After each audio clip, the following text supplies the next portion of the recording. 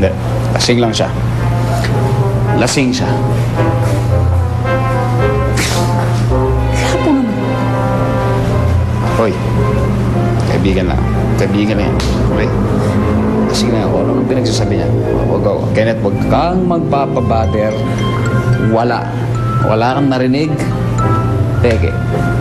Okay? Wala yan. Bes, ano ba? Okay ka lang ba talaga? Go. Medyo masakit yung ulo ko eh. Eh, parang hindi kasi sasakit yung ulo mo? Eh, bumonggang-bonggang-bonggang borlogs ka. Ano ba talagang ginawa mo kagabi at tinanghali ka ng gising? Eh kasi nga, uminom kami ng mga bakla. Wala yan. Wala yan. Wala yan. Wala yan.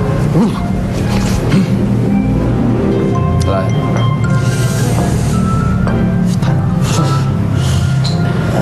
Nadala talaga. Are you talking to yourself, Kenneth? Kita? Hindi o. Speakerphone po ako. Kilala kita, Kenneth. Alam ko madali ka makakapag-open up sa mga kaibigan mo tulad ni Jonah. But I want you to know, darling, kung kailangan mo na makakausap, I'm always here for you. Salamat po, tita. Ano matandaan yung nangyari eh? Natulog ako. Ay, pero alam mo ang weird nung panaginip ko.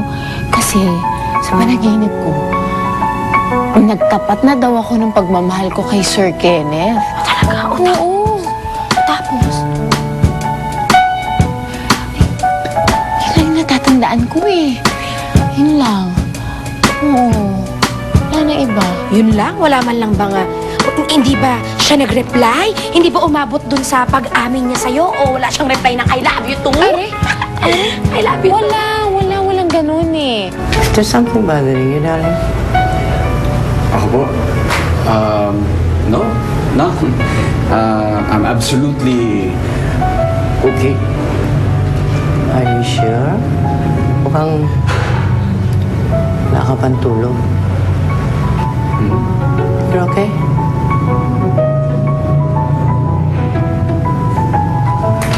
Okay then, fine. Ah, by the way, narin yung mga nag-a-apply bilang manager ng club. Ano? Sorry.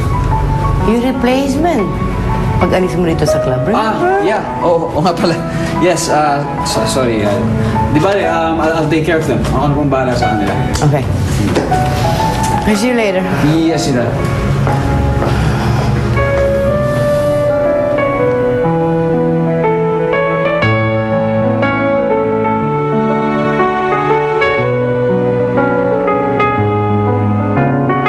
The sky is in love with you.